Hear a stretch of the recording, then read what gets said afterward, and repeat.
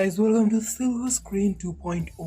और आज मैं द लास्ट हीरो का 24 पार्ट एक्सप्लेन करने जा रहा हूँ। तो गाइस, पिछले कहानी के आखिर में हमने देखा था कि हमारे हाउ भैया ने अपने मम्मी पापा को सेफली उस जगह से बाहर निकाल लिया था। इसके बाद जब हमारे हाउ भैया अपने मम्मी पापा को लेकर वहां से जा ही रहे थे, तभी अचानक 3 बंदे आकर उन पर हमला कर देते हैं। और वो 3 कोई आम बंदे नहीं थे, वो 3 ही सुपर ह्यूमंस थे। पहले वार करने वाले उस कालिया के पास अपने स्किन को हार्ड करने की पावर थी, लेकिन उसका वार हमारे हाव भैया के लिए किसी गुदगुदी से कम नहीं था, क्योंकि हमारे हाव भैया का सूट उससे भी ज्यादा ड्यूरेबल था। दूसरा जो बंदा था वो जिंगूर अपने हाथों को किसी मेंटिस की तरह धारदार हथियार में बदल सकता था। और तीसरा जो बंदा था, उस मुच्छर अंकल के पास फायर वेल्डिंग की पावर मौजूद थी, यानी कि अपने हाथों से ही आग बनाना। जब कालिया को छोड़ के बाकी दोनों हमारे हाव भैया की तरफ आगे बढ़ ही रहे थे, तब ये अचानक कालिया जोर से चिल्लाता और कहता है, अबे संभल के, वो मेरा बार झेल चुका है। लेकिन उन दोनों की मोटी बुद्धि में यह बात घुसती इससे पहले वो हमारे हाव भैया के ऊपर वार कर देते, और हमारे हाव भैया भी बड़ी प्यार से उनका जवाब देते हैं। तभी हमारे हाव भैया बड़ी ताव में आकर कहते हैं, अब दिखा शाणे तुझमें कितना दम है, प्लीज डोंट डिसअपॉइंट मी।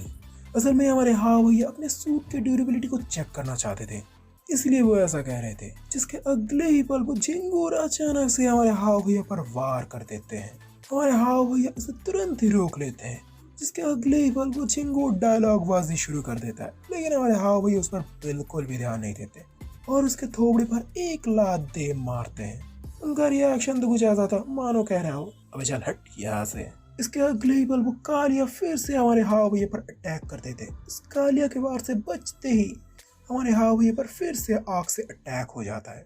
इस बार हमारे हाव भैया अपने अशुरास फैंटम से बड़ी आसानी से उस आग को रोक लेते, और सिर्फ उनका हथियार ही नहीं, उनका सूट भी बड़ी आसानी से उस फायर को झेल पा रहा था। और हमारे हाव भैया को जरा सा भी गर्मी का एहसास नहीं हो रहा था। हमारे हाव भैया अपने नए नवाले सूट के परफॉर्मेंस से बड़े संतुष्ट थे। इसके बाद ही हमारे हाव भैया बिना ज्यादा वक्त गवाए अपने आयरन कैट फिजिक को एक्टिवेट कर लेते हैं। इसके अगले ही पल वो जिंगूर अचानक से हमारे हाव भैया पर वार कर देते हैं। ये सोच सोच कर वो जिंगूर खुश हो ही रहा था, लेकिन अगले ही पल उसके तोते उड़ जाते हैं, क्योंकि वो देखता है कि हमारे हाव भैया ने बस अपने हाथों से उसके वार को रोक लिया था। वो जिंगूर अपने सदमे से उबर पाता इससे पहले ही हमारे हाव भैया उसे अपनी जिंदगी का सबसे ठंडा एहसास दे देते हैं। उस जिंगूर को टपकाने के बाद हमारे हाव भैया पर फिर से आग से हमला होता है। इसके अगले ही पल वो मुच्छड़का का डायलॉग बाजी करने लगते हैं, लेकिन यही उसकी सबसे बड़ी गलती थी, क्योंकि अगले ही पल हमारे हाव भैया पलक झपकते ही उनके पीछे पहुंच जाते और अपने एक ही झटके में उसे टपका देते हैं। अपने साथियों को मिनटों में नहीं बल्कि कुछ पलों में ऊपर वाले के पास जाते देख कालिया की तो हवा टाइट हो जाती और वो उल्टे पैर दुम दबाकर भागने लगता है। लेकिन हमारे हाव भैया उस पर बिल्कुल भी ध्यान नहीं देते, क्योंकि उनका ध्यान तो कभी और ही था, क्योंकि उस मुच्छड़ अंकल के शरीर से एक अलग ही तरह का एनर्जी बॉल निकल रहा था। जब हमारे हाव भैया उसे टच करते तो उसके अंदर से, लेकिन ये कोई नॉर्मल कार्ड नहीं था, ये एक सुपर पावर कार्ड था। इसके अगले ही पल उन्हें सिस्टम से नोटिफिकेशन आता है, रेयर, इस कार्ड के इस्तेमाल से यूजर अपने शरीर से आग पैदा कर सकता है। डैमेज रेट पूरी तरह से यूजर के लेवल पर डिपेंड करता है। जिसके अगले ही पल हमारे हाव भैया को दूसरा नोटिफिकेशन आता है, जहाँ पर सुपर पावर कार्ड्स की रैंक्स लिखी हुई थी। सुपर पावर कार्ड रियली 3 तरह के होते हैं, common, rare, epic and legendary. आप इस कार्ड को किसी के अंदर भी इंटीग्रेट कर सकते हैं, उसके अंदर ये एबिलिटी अनलॉक हो जाएगी। इसे देखकर हमारे हाव भैया सरप्राइज तो थे, लेकिन साथ ही साथ खुश भी बहुत थे। लेकिन हमारे हाव भैया अपनी खुशी को और ज्यादा एंजॉय कर पाते इससे पहले उनके पीछे एक एलीट म्यूटेंट ज़ॉम्बी आ जाता है, जिसके पास बड़े बड़े टेंटिकल्स मौजूद थे। ये भी कम था कि ये ज़ॉम्बी अपने मुंह से एनर्जी बॉल भी छोड़ सकता था। हमारे हाव भैया उससे अपना बचाव तो कर लेते, लेकिन उसके टेंटिकल से अपने आप को बचा नहीं पाते। और अपने आयरन क्लैड फिजिक के एक्टिवेट होने के बाद भी हमारे हाव भैया की अच्छी खासी ठुकाई हो जाती है। इसके अगले ही पल हमारे हाव भैया अपने वल्नरेबल डिटेक्शन को एक्टिवेट कर लेते हैं। ये एबिलिटी हमारे हाव भैया को तब मिली थी जब हमारे हाव भैया उस लायन और ज़ॉम्बी के फ्यूजन वाले उस टर्की डॉक्टर से लड़ रहे थे। जब हमारे हाव भैया उसे एक्टिवेट करते हैं तब उसे उस ज़ॉम्बी के कई सारे वीकनेस दिखते हैं, इसे देखकर तो हमारे हाँ भैया की भी एक पल के लिए तुत्ते उड़ जाते कि नॉर्मली जब हमारे हाँ भैया किसी के ऊपर इस एबिलिटी का इस्तेमाल करते थे तब उसकी एक या दो ही कमी दिखाई जाती थी, लेकिन इसके पास तो कई सारी कमियां मौजूद थी। लेकिन हमारे हाँ भैया अपने भेजे पर ज्यादा जोर नहीं देते और बिना ज्यादा वक्त गवाए उसके भेजे पर तेम मारते हैं, लेकिन अगले ही पल उनके तोते उड़ जाते हैं क्योंकि इसका उस पर कोई असर ही नहीं होता। ये देखकर हमारे हाँ भैया मन ही मन सोचते, अबे साले कहीं पर अपना सिर पर टकरा था क्या, इतना मजबूत जो गया है। जब हमारे हाँ भैया सोच ही रहे थे कि अपने फाइट या फ्लाइट मोड में जाए तभी उन्हें एक ऐसी कमजोरी दिखती है जो पहले से ही बहुत ज्यादा कमजोर था। जिसे देखते ही हमारे हाँ भैया अपने सिर से लेकर पैर तक अपने सारी एनर्जी को अपने हाथ में इकट्ठा करते हैं और सीधा उस ज़ॉम्बी पर तीर मारते हैं, जिसके अगले ही पल बूम, सीधा उस ज़ॉम्बी का राम नाम सत्य हो जाता है। जिसके अगले ही पल उन्हें सिस्टम से नोटिफिकेशन आता है, quest complete, kill the elite mutant zombie, new title, speed panther, reward, crop modification faculty. इसे देख कर तो हमारे हाँ भैया एक पल के लिए शॉक हो जाते हैं, लेकिन अगले ही पल वो उस क्रॉप मॉडिफिकेशन फैकल्टी को ओपन कर देते हैं। उनके सामने एक स्पेस ओपन हो जाता है। जब हमारे हाँ भैया उसके अंदर जाते हैं, अंदर मौजूद डिवाइसेस को देखकर हमारे हाँ भैया का दिल खुश हो जाता है क्योंकि उसके अंदर speed modification, nutritions formulas and fertilizer production और डिजीज कंट्रोल के तरह तरह के डिवाइसेस मौजूद थे जो आगे आने वाले भविष्य में हमारे हाँ भैया के बहुत ज्यादा काम आने वाले थे। जिससे देखकर तो हमारे हाँ भैया खुशी से उछल पड़ते हैं, ओ ये सिस्टम ने आखिरकार मुझे कमाल का जैकपॉट दिया है। और वह दूसरी तरफ डूड प्रो और मोटू भाई अभी तक वहां पर बंधे हुए हालत में थे।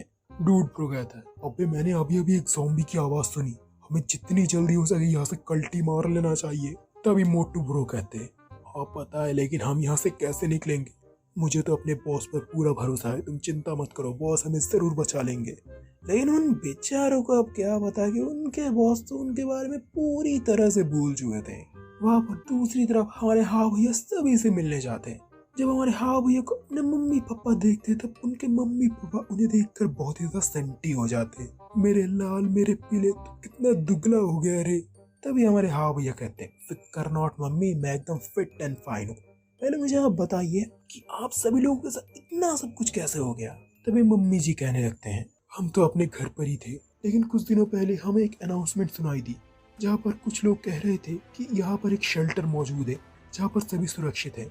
ये सुनकर हम भी वहाँ पर जाने लगे, लेकिन ये एक चाल थी क्योंकि हम लोग जब वहाँ पर पहुँचे तब हम सभी लोगों से नौकरों की तरह काम करवाया गया और जिन लोगों ने भागने की कोशिश की उन लोगों को तो जान से ही मार दिया गया। ये सुनकर हमारे हाँ भैया अपने मम्मी पापा को सॉरी बोलते क्योंकि उनकी वजह से उन्हें इतना तकलीफ सहना पड़ा। अगर वो थोड़ा पहले आ जाता तो शायद उन्हें ये सहना नहीं पड़ता। तभी पास ही में बैठी हुई लड़की जिसका नाम अभी में तो गाइस इसका नाम अभी के लिए तो मुझे याद नहीं आ रहा, लेकिन ये हमारे हाँ भैया की बचपन की दोस्त थी। वो लड़की हमारे हाँ भैया को बताने लगती है, जो लोग हम पर हुक्म चला रहे थे वो चारों ही सुपर ह्यूमंस थे, जिनमें से एक के पास अर्थ को मैनिपुलेट करने की पावर थी, दूसरे के पास अपने स्किन को हार्ड करने की पावर थी और तीसरा अपने हाथों को किसी मेंटिस की तरह एक पंजों में बदल सकता था और चौथा अपने हाथों से आग बना सकता था। ये सुनकर हमारे हाँ भैया मन ही मन हंसते और कहते, उस कालिया और उस झिंगूर को तो मैंने पहले ही टपका दिया है। और रही बात उस कालिया और उस अर्थ मैनिपुलेट करने वाले की और उस लीडर की, और मेरे मौजूदा टीम और ताकत के साथ तो मैं उनका भी मुकाबला बड़ी आसानी से कर लूंगा। अच्छा वो सब कुछ छोड़ो, मेरे पास एक झक्कास आइडिया है जिससे तुम सभी का दिल खुश हो जाएगा। ये सुनकर सभी शॉक हो ही रहे थे, तभी हमारे हाँ भैया अपनी बात को जारी रखते हैं, मेरे पास कुछ क्रॉप मॉडिफाइड सीड्स मौजूद हैं, हम यहाँ पर जियांगजो में ही एक बेस बना सकते हैं। ये सुनकर दोनों लड़की क्विंगाई और युआन दोनों तुरंत ही मान जाती है। जिसके बाद हमारे हाँ भैया पर थोड़ा सा अच्छा इंप्रेशन डालते हुए वो दोनों कहती है, हाँ तुम्हारी वजह से हम दोनों यहाँ तक आ पाए हैं, अब हम दोनों तुम्हें ही फॉलो करेंगे। ये सुनकर हमारे हाँ भैया बहुत ज़्यादा खुश हो जाते हैं। खुश तो होना ही था, जब दो हसीनाएं आपके साथ सफ़र करेंगी तब हर सफ़र का मज़ा ही कुछ और हो जाएगा। इसके बाद हमारे हाँ भैया कहने लगते हैं, क्यों ना हम इस सी साइड रिसोर्ट पर ही अपना बेस बना ले। अब फिक्र नॉट, मैंने उस एलीट म्यूटेंट ज़ॉम्बी को पहले ही टपका दिया है और फिक्र मत करो क्योंकि मैंने इस पूरे बिल्डिंग को सिटी स्कैन कर लिया है। ये बिल्डिंग बेस बनाने के लिए फुल्ली परफेक्ट है। ना ही यहाँ पर फूड एंड वाटर सप्लाईज मौजूद है, बल्कि यहाँ पर बहुत सारे वेपन्स भी मौजूद हैं। अगर किस्मत कुछ ज्यादा ही फूटी हुई तो बस पानी के रास्ते हम सभी बोट से निकल जाएंगे। यह सुनकर सभी बहुत ही ज्यादा एक्साइटेड हो जाते हैं, जिसके अगले ही दिन से हमारे हावी अपने हाथ मुंह धोकर निकल पड़ते हैं अपने नए बेस बनाने के काम पर। पहले तो हमारे हावी सभी में काम बांट देते हैं, जिसमें क्वीन गाय सभी नए लोगों को हथियार चलाना सिखाएगी और फेंग गाय फार्मिंग का काम संभालेगी। और वह दूसरी तरफ यूएन से कहकर हमारे हावी ने फिर से डूड और मोटे भाई को फिर से चौकीदार का काम दे दिया। बेचारे की किस्मत ही फूटी है, पहले भी चौकीदार थे, अब भी चौकीदार है। पता नहीं इनका प्रमोशन कब होगा। बहुत ढूंढने के बाद आखिरकार यूएन को वो दोनों मिल ही जाते। और वह दूसरी तरफ सभी काम खत्म हो जाने के बाद हमारे हाँ भैया शाहीजीन मैडम को लेकर थोड़ा सा अकेले वक्त बिताने लगते हैं। हमारी शाहीजीन मैडम भी थोड़ा सा एक्साइटेड थी, वो भी सोच रही थी कि शायद हमारे हाँ भैया का भी मूड ऑन है। वो ही सब कुछ सोच ही रहे थे, तभी हमारे हाँ भैया उन्हें अपनी आंखें बंद करने के लिए कहते हैं। ये सुनकर शाहीजीन भी बड़ी एक्साइटेड हो जाती है। तभी अचानक हमारे हाँ भैया सुपर पावर कार्ड को निकालते और सीधा शाहीजीन के अंदर उसे इंटीग्रेट कर देते हैं, जिसके अगले ही पल शाहीजीन को अपनी पूरी बॉडी में एक अलग ही पावर बर्स्ट होती है महसूस होती है। ये देखकर शाहीजीन के तुत्ते उड़ जाते, वो तुरंत उसके हाथों से फ्लेम्स निकलने लगती है। ये देखकर शाहीजीन के तुत्ते उड़ जाते, वो पूछते अबे तूने ये कैसे किया। तभी हमारे हाँ भैया बड़ी एटीट्यूड में बोलते हैं, अरे कुछ नहीं, ये भी मेरे सभी एबिलिटी में से एक है। वह दूर से उन्हें एक छोटी मुच्छी वाले अंकल देखकर जल भून रहे थे। वो कहते हैं अबे अभी जितना हंसना है हंस लो, बाद में तो रोना ही पड़ेगा। और देखते ही देखते रात हो जाती है। वह दूसरी तरफ से एक बड़ी ज़ॉम्बी की फौज सीधा उस सी साइड रिसोर्ट की तरफ ही आ रहा था। उन्हें लीड कर रहा था एक आदमी, जिसकी हालत किसी भिखारी से कम नहीं लग रही थी। वो अपने वॉकी टॉकी में उस छोटी मुच्छी वाले अंकल से पूछता है, अबे बोल क्या करना है।